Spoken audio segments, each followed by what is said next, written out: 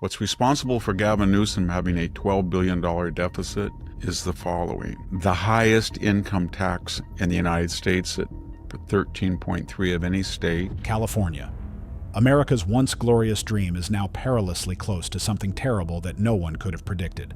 Victor Davis Hanson, a renowned historian and political theorist, has been raising the alarm, but this time his warning is more profound. What he observes taking place in California's towns, farms, and institutions is not merely a regional catastrophe. Rather, it is a sign of what may soon happen across the country. Hanson presents a frightening and urgent picture, encompassing everything from rising crime to a crumbling middle class, from elite hypocrisy to the silent disappearance of long-held freedoms. The majority of people are still not listening. However, you ought to be. What occurs when the condition that once represented opportunity turns into a red flag for a dysfunctional system? Is now the time for California to completely lose it and bring the rest of America down with it? We reveal Hanson's most raw ideas, astounding prophecies, and dark realities that the establishment is unwilling to publicly acknowledge in this stunning in-depth analysis. Stay tuned and watch until the end, because what Victor Davis Hanson reveals isn't just controversial, it might just be prophetic. Critics contend that decades of ideological governance, skyrocketing costs, and policies that have driven away the very individuals and companies that previously drove California's economy are to blame for the state's startling $12 billion deficit. Governor Gavin Newsom is at the center of the controversy. However, what caused the Golden State to slide from shining affluence to financial crisis? California takes pride in. The highest state income tax in the country is 13.3%.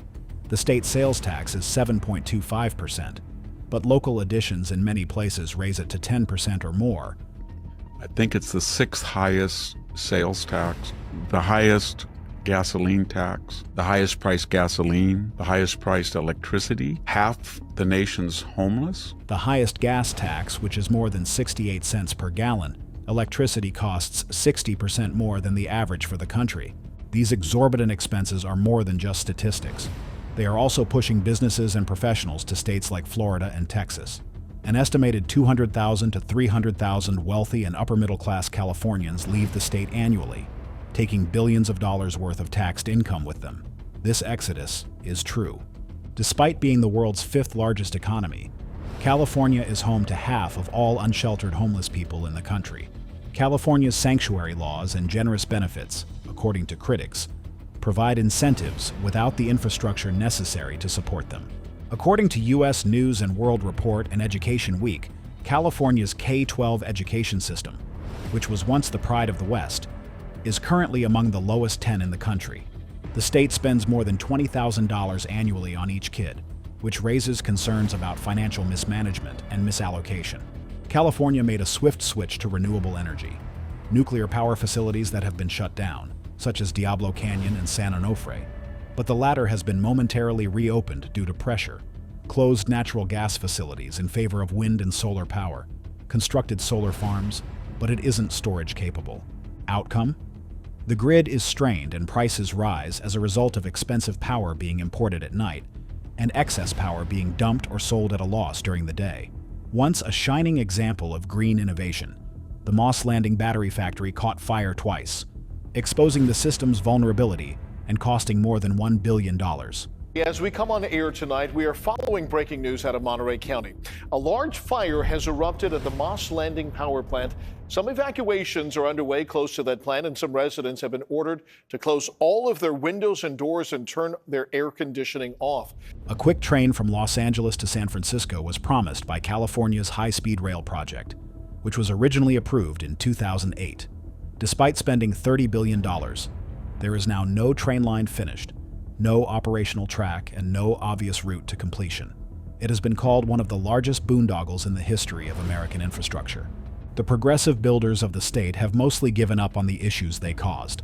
Critics claim that after constructing policy frameworks from ivory towers, these leaders withdrew from the fires they had sparked. Democrats now control California's government, supermajorities in the state assembly and state senate. Democrats hold every statewide position, from AG to governor. Many of the progressive appointees in the judiciary date back to Jerry Brown. There is no legislative resistance due to the lack of significant Republican opposition, which opponents claim permits ideological radicalism without accountability.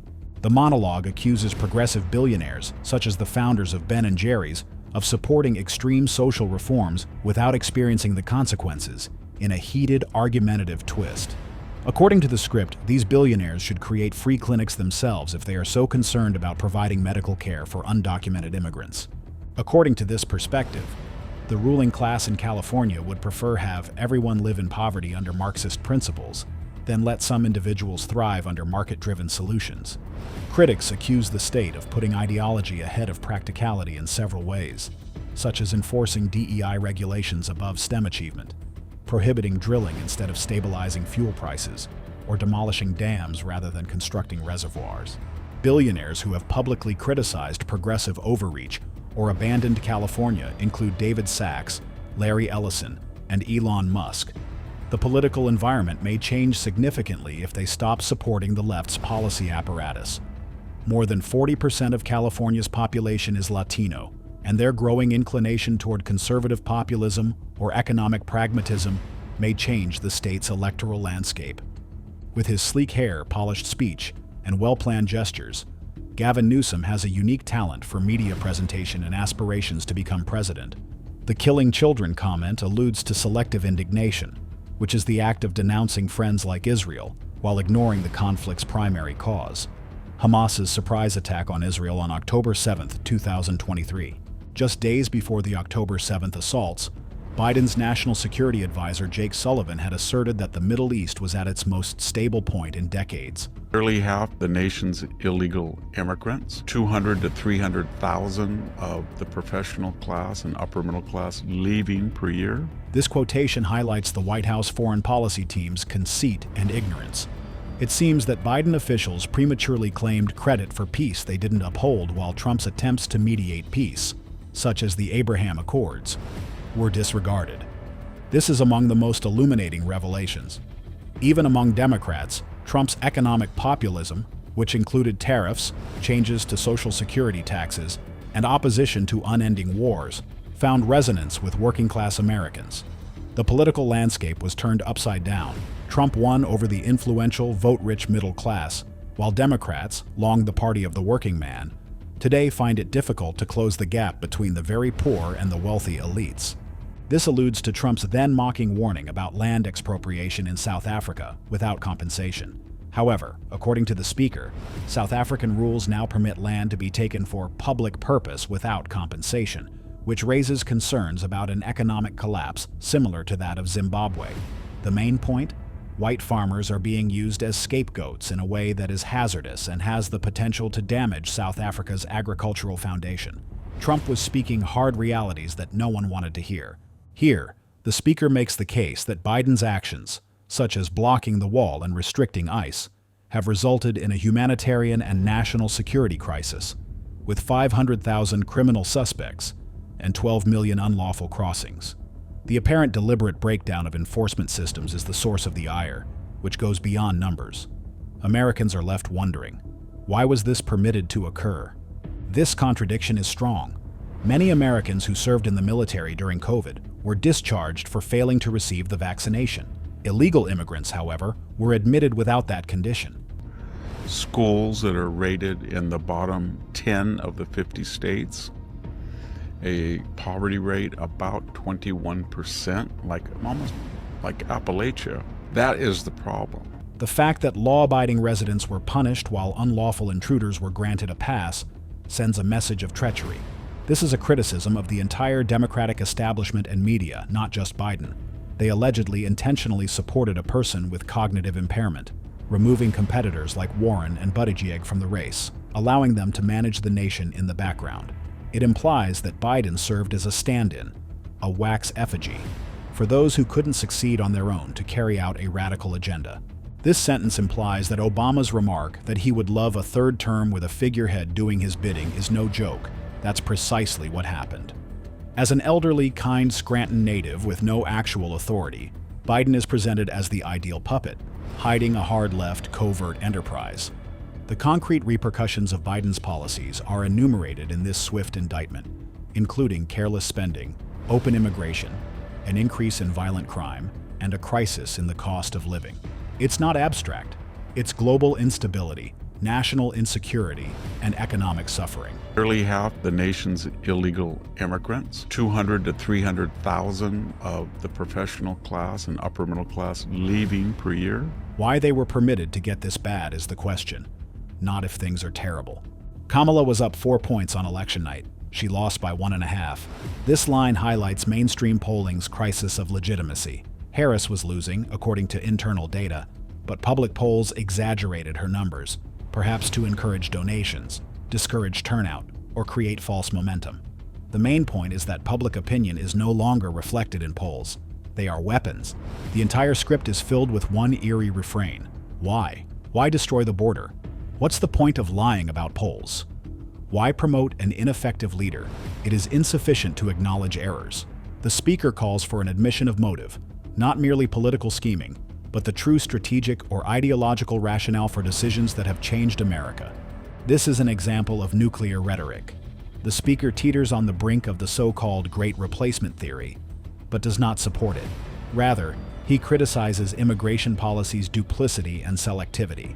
Why is there concern only when migrants don't meet the desired demographic profile, if the issue is truly one of diversity or asylum?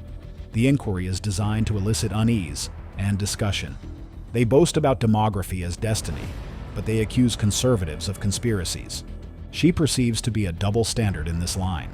Some on the left openly laud long-term demographic developments, such rising diversity and immigration, as politically advantageous for Democrats, while Democrats reject conservative concerns about cultural change as conspiratorial.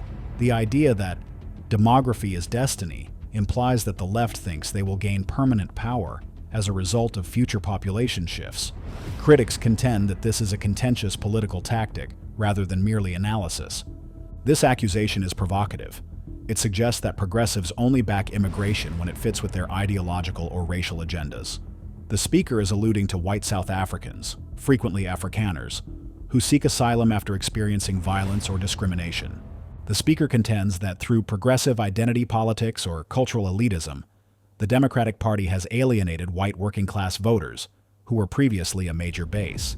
Democrats now have to win by landslides to be competitive, and they must rely increasingly on minority votes, such as Asians, Latinos, and blacks. What's responsible for Gavin Newsom having a $12 billion deficit is the following. The highest income tax in the United States at 13.3 of any state. Given the increased Republican support among some non-white communities, the tone implies that they are failing at this. A striking list of previously unheard of legal and political activities against Donald Trump is provided in this section. Impeached twice, once on January 6th and once for Ukraine. Home raid. The FBI searched Mar-a-Lago. Numerous indictments. There are a growing number of state, federal, and local cases. Challenges to the ballot. He was challenged on the ballots of more than 24 states in 2024. What's the point? Trump is more than simply a politician. He has turned into a lightning rod, and his counter-revolutionary energy is fueled by his persecution, as his fans refer to it. What is this all about? It's street theater. Representative Jasmine Crockett and other up-and-coming progressive politicians are mocked in this remark, which implies that they are not true leaders, but rather attention seekers who use feigned anger to advance in politics.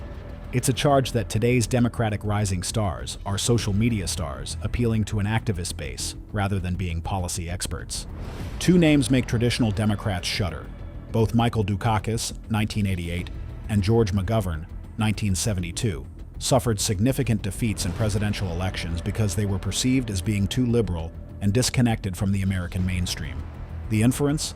By adopting far-left ideas and alienating moderates, the Democratic Party is reliving history.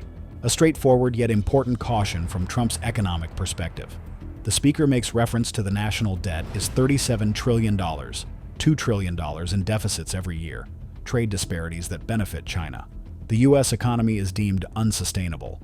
Trump wants to be the one to stop the bubble before it collapses, which is inevitable. We are now entering the realm of power philosophy. Progressives are accused of failing to win on issues alone because of things like open borders, DEI requirements, laxity on crime. The majority of Americans oppose excessive expenditure. They therefore rely on institutional control rather than voter persuasion. According to reports, Trump's staff is aiming to take down large tax-exempt foundations that back progressive causes. Conservatives believe that the Gates Foundation, Tides Foundation, Open Society, Soros, and others are financing social engineering under the pretense of philanthropy. The suggested remedy? Protect smaller conservative foundations like Heritage or Bradley while taxing their endowments. Financial warfare is being waged against liberal influence. Here, Trump's young press advisor Caroline Leavitt is commended for her fierce support of Trump's agenda and her readiness to take on mainstream media. It is a picture of a generational shift. Young, assertive, unrepentant conservatism, poised to topple established establishments. Trump's 2024 plan calls for tearing down the systems that made America weak, not only making America great again. That explains the ferocity of opposition. His detractors claim it's risky. His supporters claim it's essential. In any case, this is a counter-revolution rather than politics as usual. And that's only the start. Are we prepared for what California is about to experience? Please share your opinions in the comments section. Is Victor Davis Hanson correct? Remember to like, and subscribe to our channel for more enlightening insights.